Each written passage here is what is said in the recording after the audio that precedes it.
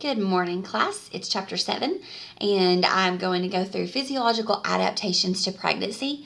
I've got your PowerPoints uploaded on Momentum. You have your book in front of you, so hopefully you guys can go along, pause as you need to, make notes.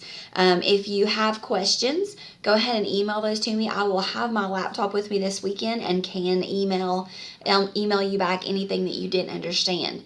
And also, we can get together next week if you need to make an appointment with me. So I do apologize for having to miss this weekend, but hopefully this is something different way of learning, and I hope it's beneficial to you guys. So let's get started in chapter 7. Changes in the body system, the reproductive changes. You have huge changes in the uterus because that is where you're housing your growing baby. So the growth is predicted per trimester. The pattern of growth is predictable, and it helps to confirm estimated due date, estimated fetal growth, to make sure that the mom is continuing on that growth curve like we talked about last week. You also have contractility. So the uterus has to learn to contract in order to birth the baby. The forces from the fundus in the uterus are going to expel the baby, and this is practiced throughout the pregnancy by Braxton Hicks contractions. Now, these aren't real contractions, although they can be quite painful, but if they're not changing the cervix, they are not real labor contractions, but they can hurt. Also, increased blood flow. So the blood flow increasing to the uterus is to help it grow, help it stretch, to house your placenta, and just to help that baby form with the blood flow and the increased volume that the baby needs during pregnancy. So as you can see, here is a estimation of how that uterus should grow, and the numbers are corresponding to the weeks. So you'll notice about 12 weeks is when the uterus is coming up out of the pelvic bone. 20 weeks you're at the umbilicus, and this is also 20 weeks is corresponding to when the baby should start to move, to flutter. You're going to feel that quickening. And then the uterus will climb all the way up to the xiphoid process at 36 weeks. And then you'll see there at that dotted line, at 40 weeks, the baby drops back down, and this is called lightening. So as the baby drops down, that could also be an indication of imminent birth. You might hear someone say, "Wow, you've dropped," and that could be an indication that labor is within the next few days to a week or so. Now, other changes you will notice during pregnancy and delivery, labor and delivery, is cervical changes. So 3 different cervical changes that you will see: Chadwick's sign, Goodall's sign, and then you'll also see the mucus plug that will be forming. So let's talk about Chadwick's sign. Chadwick's, if you think of the C and you think of color, if you think of like the old clothing company that used to send out that Chadwick's catalog, and all the colors, the clothes are really colorful. That's how I kind of remember that Chadwick's turns the cervix a bluish purple due to increased estrogen and increased congestion of blood. So the bluish purplish tint will be seen in the cervix, in the vagina, and also on the labia. So Chadwick's and color. Then you have the Goodall sign, which means that the cervix is softening. Obviously, you can't see a cervix soften, but you can feel the cervix soften. So you'll have that Goodall sign as well.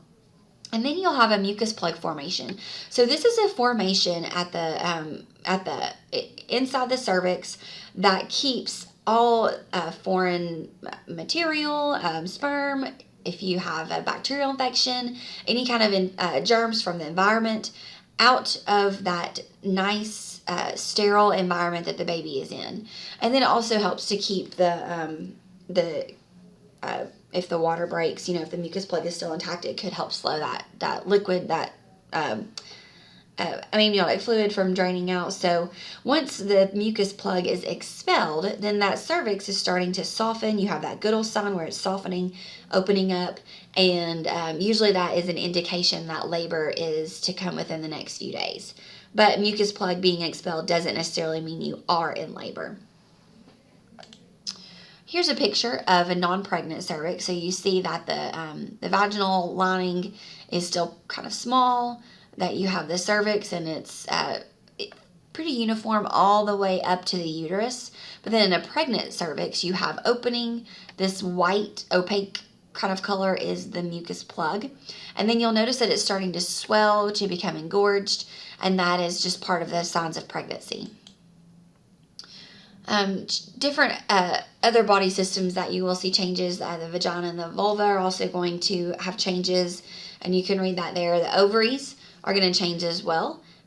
You cease to ovulate during pregnancy because ovulation is to try to have fertilization and implantation. Well, once you fertilize an egg and it's implanted, the uterus is busy doing that. The ovulation ceases, and that's also not normally picked back up until a little time after you have labor and delivery. And breastfeeding delays ovulation as well, so that's why you don't have menstruation or menstrual period after you have a baby right away. The breasts are going to change size and color. You're going to have estrogen stimulated. That's going to make the mammary glands increase in size. Also, you're going to see that your breasts might tend to be a little bit more nodular. The alveoli are going to grow. Characteristic change, you're going to have progesterone is going to promote that growth. You're going to have the areola might become darkened. You will notice veins being more prominent.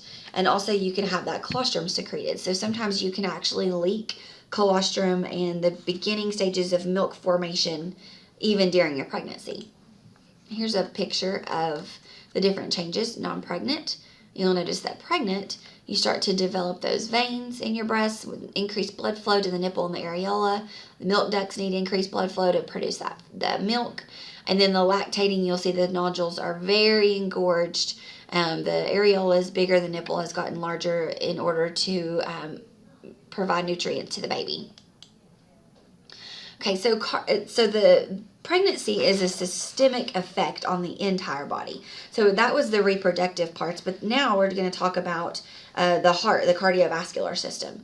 So the heart is enlarged 10% to 15% during the first trimester. You could have alterations in the heart sounds, and that's just due to the extra blood flow, the enlargement of the myocardium.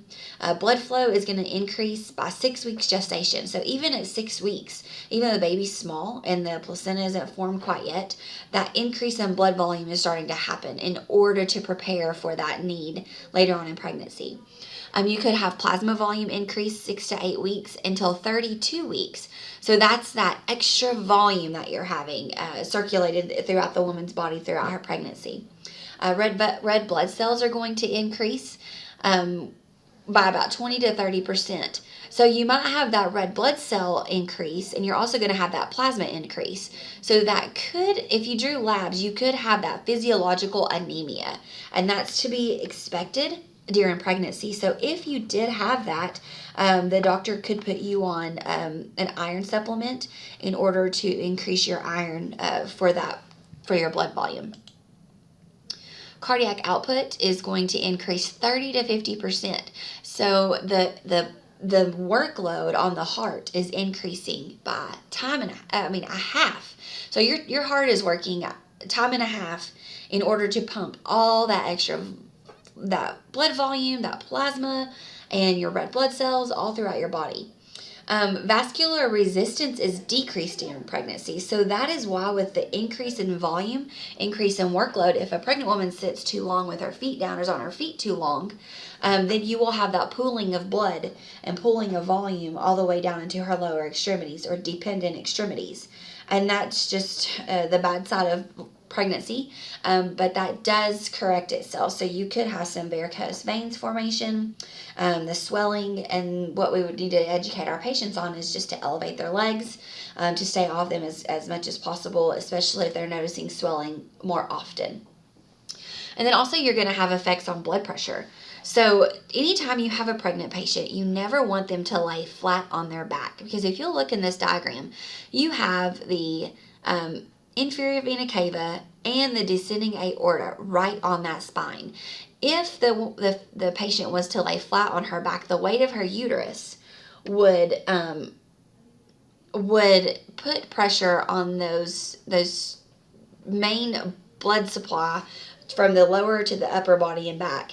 And that is where you get that they can become nauseous, they can become dizzy, but not to mention that you can also make their blood pressure bottom out. So you might, if you've got a patient laying in the bed, you always want to put a pillow up under their hip to tilt them one side or the other, just to keep that uterus from laying flat on that descending aorta and inferior vena cava, so that you don't cause you don't cause that to happen.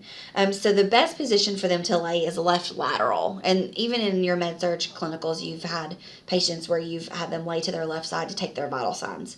So this is definitely something that you want to take into consideration when you have a patient lying in the bed.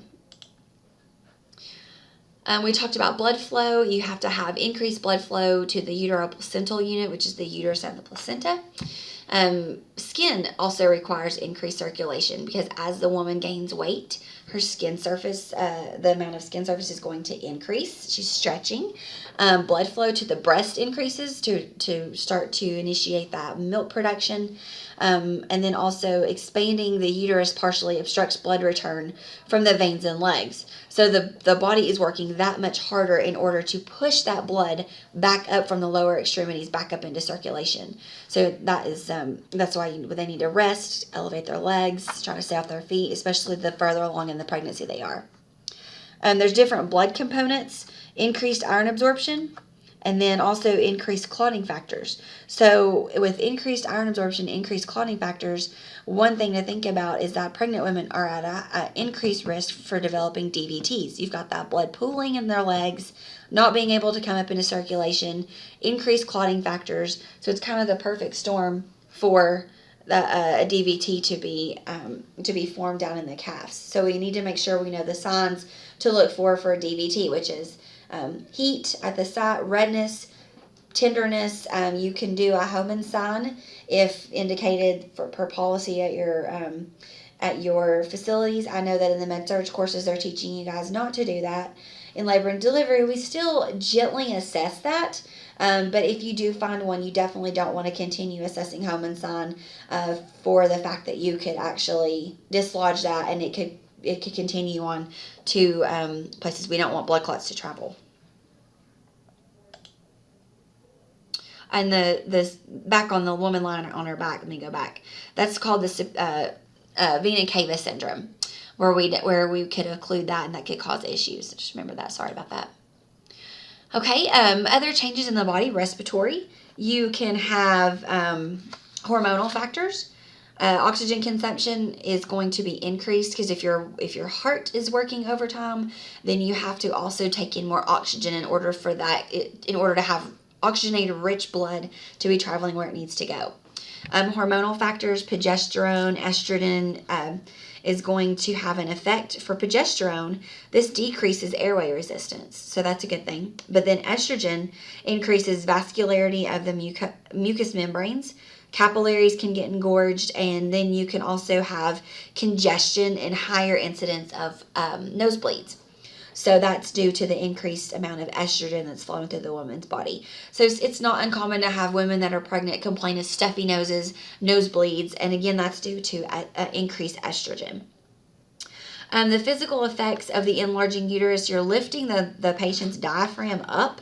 So if the diaphragm is lifted, then that puts pressure on the ability for the lungs to inflate fully, so they feel like they can't catch their breath. And you also have the relaxation of the ligaments around the ribs. So as the ribs relax and the diaphragm is up, just think about how hard that would be for you to feel like you're catching a nice big deep breath whenever you are trying to catch your breath. Sorry, I just heard something in the hall. I don't know what that was. Okay. Gastrointestinal changes. Appetite is going to change. They could have cravings, nausea, so that might inhibit them from eating well. The mouth, you can have excess salivation. So I think the only two people in our class that have had me in lab, which is Renee and Amanda, know that I don't do well with spit and saliva. And so one of the issues that pregnant women have is called, I'm never really sure how to say this, but the word is P-T-Y-A-L-I-S-M. Ptyalism. But that is excess salivation. And these women can have excess salivation up to the point where they are spitting cups of saliva out. And as they have that excess saliva and swallowing it makes them nauseous. So they don't want to swallow it anymore. They just try to spit it out. And it's disgusting and it grosses me out. But that is one of the things that they can have is that excess saliva. And then you can read in your book about the other GI changes. But if you think about just that growing uterus inside around your large intestine, your small intestine, your stomach, it's all getting squished up to your diaphragm, which is pushing up on your lungs, and you're not being able to catch a big deep breath. So if you think just about, all the displacement going on inside your stomach, like your abdomen, then you can see why it would be hard for pregnant women to want to eat large meals. So more frequent, smaller meals is better for the pregnant woman. Then you have the bladder of urinary frequency. You've got a baby growing, and sometimes it feels like they're jumping on a trampoline on your bladder, but that is some changes. Kidneys and ureters, the size and shape can change of the kidneys, and also the function of the kidneys. It's not uncommon for pregnant women to have recurrent kidney infections, kidney stones, just because the ureters are displaced as well, and that can cause urinary retention. UTIs are pretty common in pregnant women, so we have to make sure to educate them on drinking plenty of fluid, peeing as often as they need to in order to prevent that. Okay, so there's different changes when you look at a pregnant woman for her skin. They can have hyperpigmentation. So the melasma, which is called the mask of pregnancy, they might develop, kind of look like sunspots, but dark spots, brown spots on their face, a little bit bigger than freckles. They look like sunspots. They also can have linea nigra. And over here, I'm going to click to the next slide to show you guys. The linea nigra is this dark line from down to the pubic bone, can travel all the way up the belly, up to the top of her fundus. And this is seen a lot with more ethnic women. African American women get this. Hispanic, Asian women, you can see that have lighter skin but darker hair. This seems to be more prominent, the linea nigra. It does go away after pregnancy, but that is one of the things that you might see. Let me go back a slide. Then you have the strigravidarium, which is stretch marks. So you have patients get stretch marks on their breast, on their belly, on their thighs, on their bottom, anywhere that they gain a lot of weight quickly. Their hair and nails change. So when you're pregnant, you have just gorgeous hair, gorgeous nails, because all those hormones are increased in your body. And that was when I had the best hair and nails, is when I was pregnant. 'Cause you have all those vitamins and minerals and blood flow, and you're taking more vitamins, so your prenatal vitamin. So that it would be another change. There's that picture again. Okay. Musculoskeletal changes, calcium storage. The fetus demands an increase of calcium, and the only place, unless we are getting enough in our diet, that it will start to pull out of the woman's bones, and that's when they can cause having fractures, any kind of dislocations, any kind of bone issue. So we want to make sure that they have a diet that's high in calcium in order to prevent that. Postural changes is another one we can have. If you have a patient that has a big belly and it kind of shifts their center of gravity forward, and then you have what's called lordosis, which I always think pregnant women walk around with their back like, oh Lord, my back. And that just is how I remember the lordosis, and that's the posture that pregnant women tend to take on, just due to that shift forward in their center of gravity. Then you also can have changes in your abdominal wall. One of the problems that I've seen is the diastasis recti, and this is where the rectal muscles actually split apart. And I had a patient, a little Asian patient. She was about 4'10", pregnant with twins, and hers stretched apart so much where the babies, when they pushed their feet and hands up through that split in her abdominal muscles, you could actually see the imprint on her skin underneath of their feet and hands, toes and everything. It was kind of creepy, but it was cool too. But that is one of the things, and it's really hard to get that abdominal wall to come back together after pregnancy. I have a lot of friends that work out that say that's really hard for them, especially their abdominal muscles, to get those strengthened and back together. Other changes, endocrine changes, is the pituitary gland. You have prolactin, you have oxytocin that's being circulated. The thyroid gland, you might have a rise in your T4 or thyroxine, and that might be just noted in some labs. They probably watch it through pregnancy and then reassess after delivery. Parathyroid glands, you can have changes with that. Your pancreas, fluctuations with insulin production, insulin resistance. And this, we'll talk later about gestational diabetes and how that can be, how that is observed and treated and diagnosed. We'll talk about all that later. Your adrenal glands will also have changes in the release of cortisol and aldosterone. So that is some changes that you will have endocrine wise. And also there's different types of hormones that are placental hormones. So the human chorionic gonadotropin, the HCG, which is the hormone that is tested on a pregnancy test, either blood or by urine, and it will pick up the HCG, and that is what's to tell the test that you're actually pregnant, because the placenta is what is releasing that. Estrogen is released by the placenta, progesterone, the human chorionic somatotropin, HCS, and then also relaxin is secreted by the placenta. Different changes in your metabolism. You might have weight gain, which is obvious. You can have water metabolism, edema. You can also have your extracellular tissues are going to be taking up your fluid that can't be in circulation. That's why you have swelling and edema. Carpal tunnel syndrome is a more common problem that you see in pregnancy, and that is just due to the pressure on the nerves. And sometimes I've seen it so bad where they had to come in and get braces for their hands because it really, really was uncomfortable for them.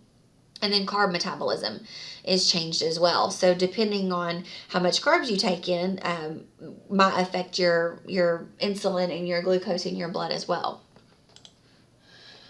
Okay, other body systems that have changes, sensory organs, your eyes might have a change, your ears. I've never had any patient complain about their ears changing, but it can happen. Immune system, autoimmune conditions tend to go into recession.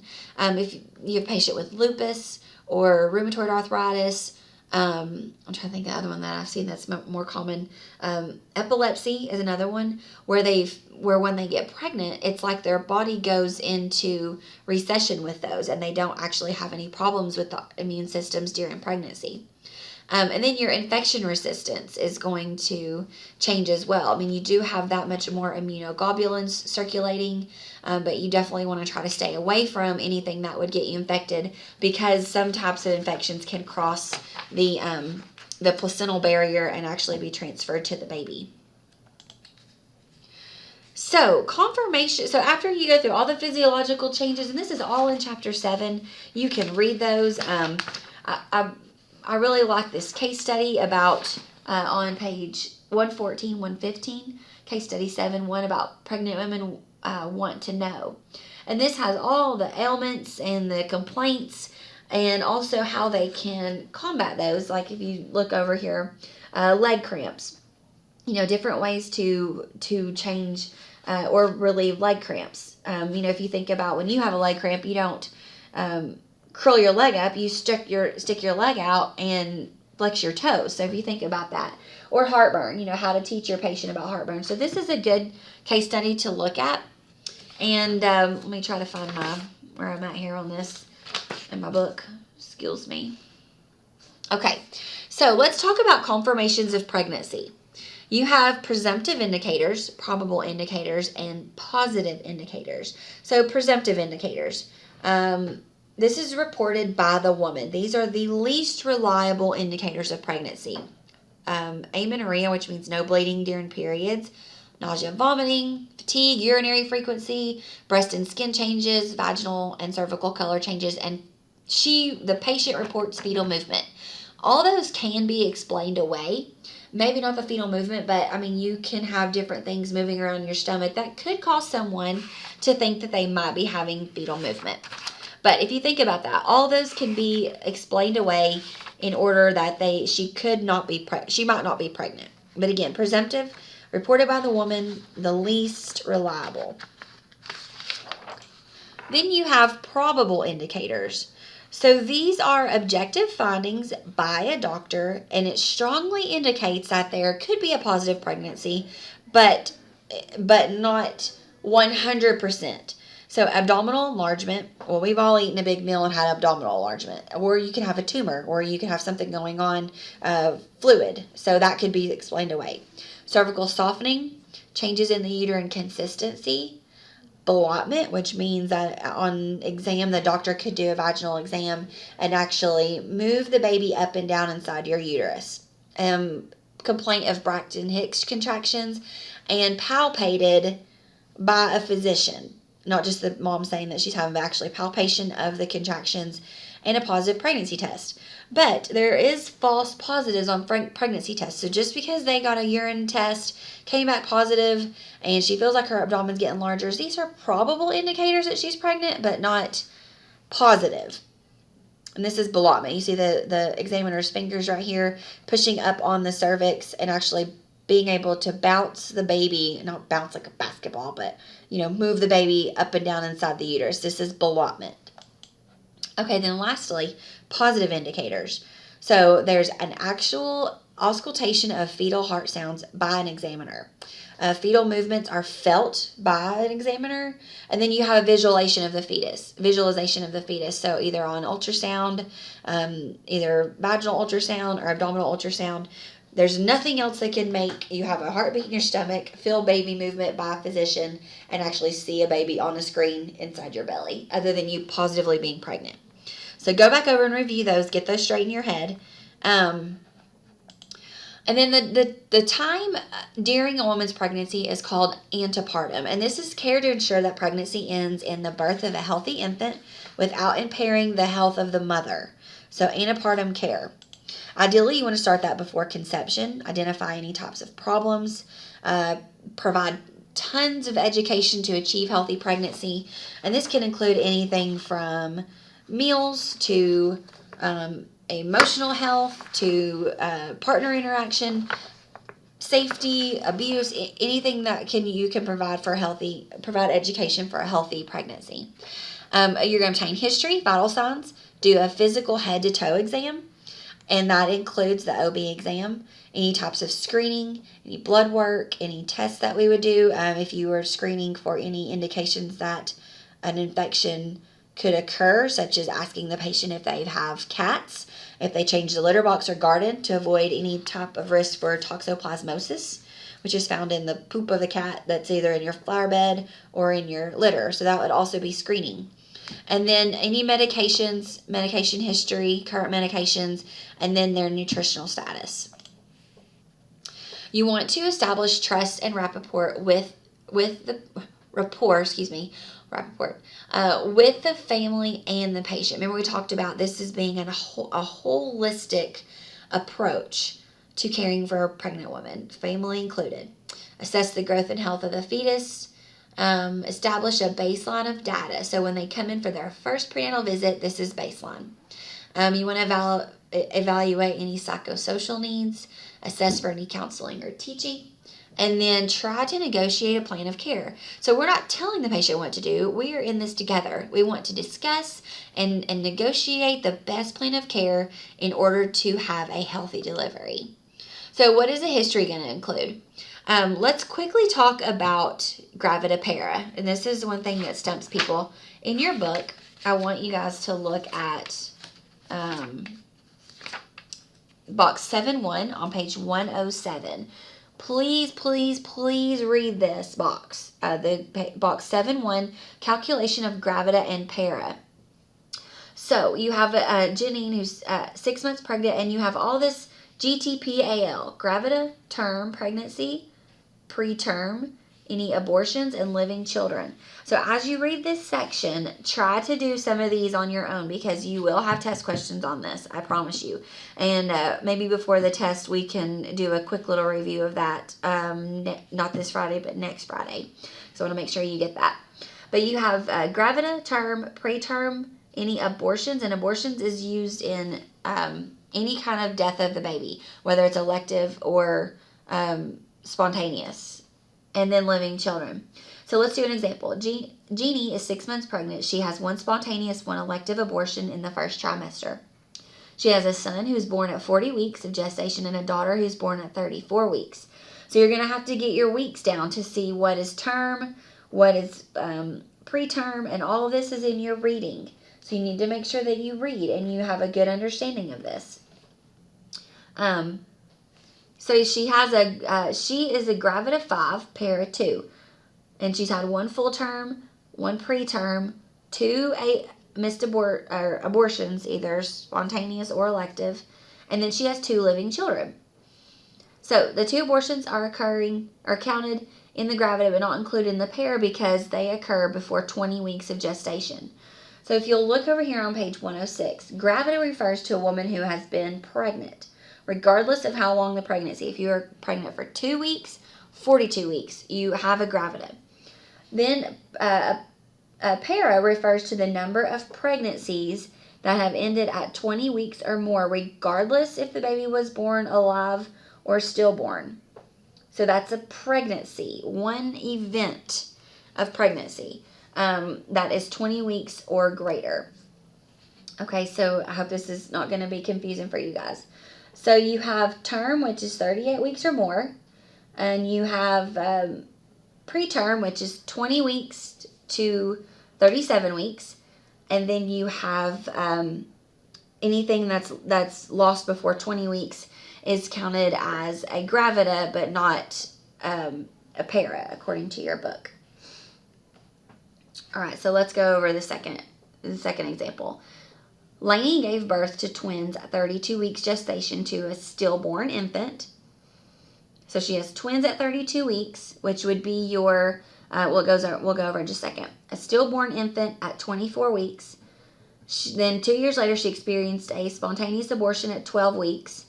If now pregnant, she is a gravid of 4. So you count the twins as 1, the 24-week stillborn as 1, the 12-week as 1, and the pregnancy now. So that's where you're getting the 4. The twins are counting as one Paris event, so she's a para 2. She had pregnancy greater than 20 weeks. That was the twins. That's one para. And then she delivered the stillborn at 24 weeks, which is 2 para. So gravid of 4, para 2. And then, so her GTPAL acronym is a gravid of 4, para 2. She has no term pregnancies, and she has had one abortion, and she has 2 living children, which were the twins. So we will go over that in class just to make sure.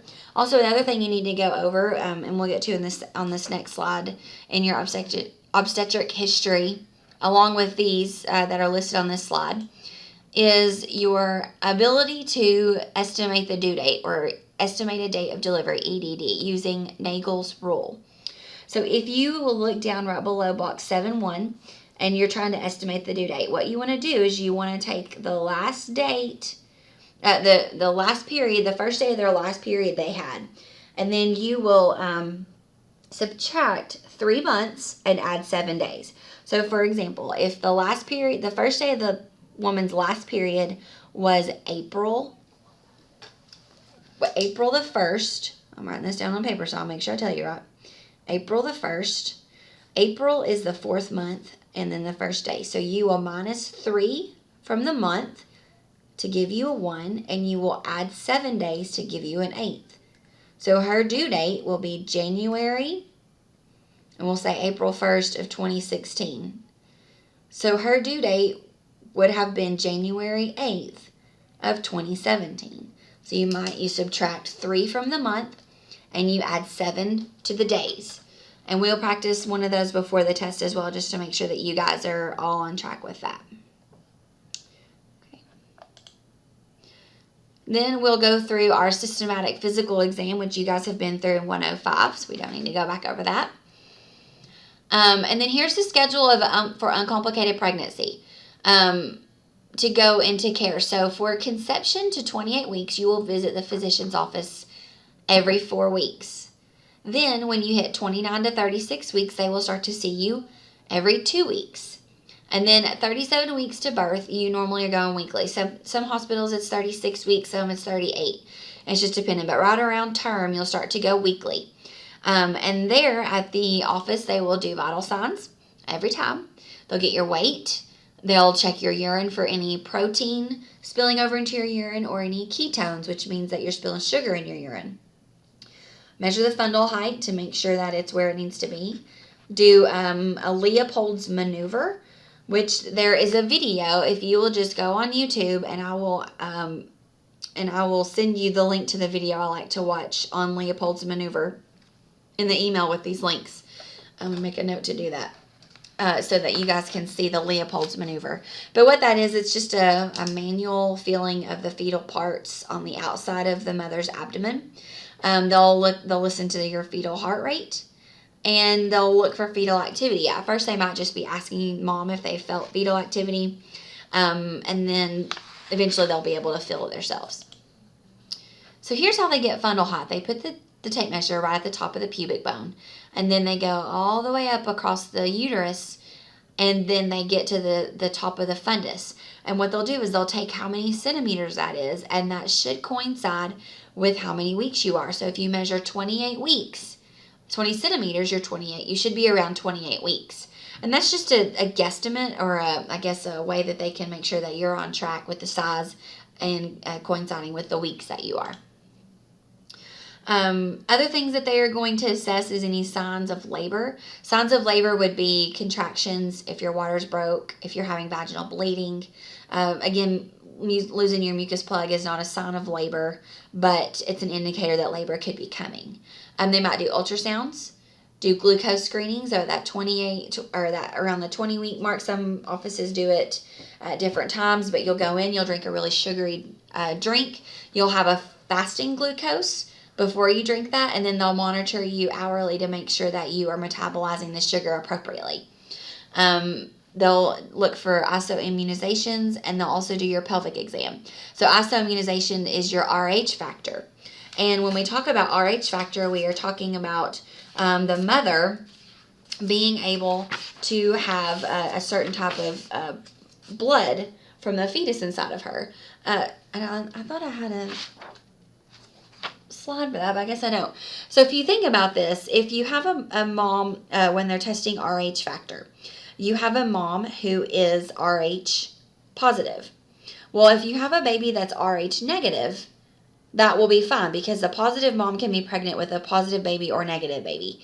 If you have a negative mom and they're pregnant with a negative baby, that's fine. It doesn't cause any problems. It's when you have a RH negative mother and an RH positive baby. Because what happens is the mom's blood will notice that there's these positive alleles on the blood cells, and her body will make an antibody to fight off that baby. Now, the first pregnancy, it's not a big deal, because the mom is just starting to make those antibodies. Second, third, fourth consecutive pregnancies that she has, as her body recognizes those positive RH factors in the baby, her negative blood will start to fight that and actually cause spontaneous miscarries. So what we do for that is we give an injection called Rogam, and that turns off the way that her body is trying to fight off that positive baby. So again, a negative mom with a positive baby is where you have the issues. Positive mom can house any baby. A negative mom has no problems with a negative baby. But if the mom is negative and the baby's positive, the first pregnancy is not a big deal, but her body starts to make antibodies against that positive RH factor. If the next pregnancy, if she doesn't get the Rogam, her body will start to fight that next positive baby off, and she'll end up miscarrying. So that's RH factor. You guys will talk more about that in your OB lab, and we talk about that as well when we do blood in the lab. So, okay. Multifetal pregnancies, again, if you just take everything you've learned about a single pregnancy and increase that. Increase workload, increase respiratory difficulties. The maternal physiological changes are greater with multiple pregnancies. We want to make sure that we get an early diagnosis of pregnancy, so we can be on top of educating the patient, any special antepartum classes she needs to go to, if there's issues that cause her to have more frequent visits and ultrasounds, and then also to be able to teach patients, especially ones at high risk, the signs and symptoms of preterm labor. The less preterm babies we have, the better. So if we can teach them the signs and symptoms, get them in for any kind of procedure or medication that will stop that pregnancy, then the better the likelihood of carrying full term will be for them. Here is a list of discomforts of pregnancy. I asked you guys if you could just take a look at that case study in your book. Again, it's on page 114, 115. It talks about all those and just how to alleviate those. So how we assess the antepartum patient. They come for a preconception visit, so they might come to talk about getting pregnant. Then once they get pregnant, you take their history, vital signs, baseline, head-to-toe physical exam, and then you also have subsequent assessments for any types of warning signs that would make the physician or the provider feel like something is going wrong in this pregnancy. Any multifetal pregnancy would cause need for more assessment and care. Any discomforts, especially those that are causing more discomfort than normal discomforts of pregnancy. Pregnancy is not comfortable, and so if they're extreme, we need to make sure and look at that. And any cultural considerations. We definitely want to make sure that we're culturally sensitive to our pregnant women and their families. Okay. So here is our nursing process, and we want to make sure to follow that nursing process in order to give the patients good care. But again, I will post the video link, the Leopold's maneuver that I like to watch and show you guys. I would have shown you in class. You guys can watch that on your own. And then we will discuss your gravida para, your GTPAL acronym, and your Nagel's rule briefly before we take our test on that Friday. So make sure that you have a good understanding of that. If not, then we can talk throughout the week. Send me an email if that's muddy to you. But the question at the end of this is posted. Here is the question. And I need you guys to just make me one email with all 3 questions to these chapters. Send me one email with your answer for all 3, and that is your attendance. So I will be posting the next one shortly. Have a great day.